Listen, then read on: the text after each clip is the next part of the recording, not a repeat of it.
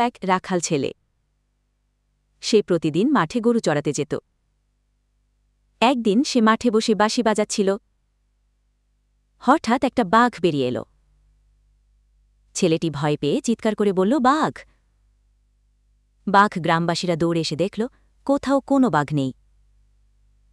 ছেলেটি তাদের সাথে মজা করছিল। পরের দিনও ছেলেটি আবার মিথ্যা করে বলল, বাঘ!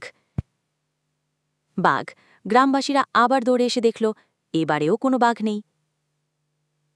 তারা খুব রেগে গেল এবং ছেলেটিকে বিশ্বাস করা বন্ধ করে দিল।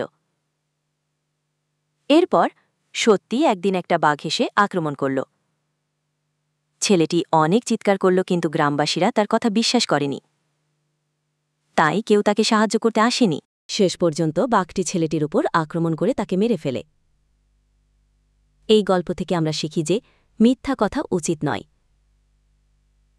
কারণ এতে মানুষ বিশ্বাস হারিয়ে ফেলে এবং বিপদের সময় কেউ সাহায্য করতে আসে না। আমার এই গল্প এবং ভিডিও দেখে যদি আপনাদের ভালো লাগে অবশ্যই লাইক করবেন এবং কমেন্ট করবেন, এবং আরও মজার মজার ভিডিও দেখতে সাবস্ক্রাইব করে পাশে থাকবেন।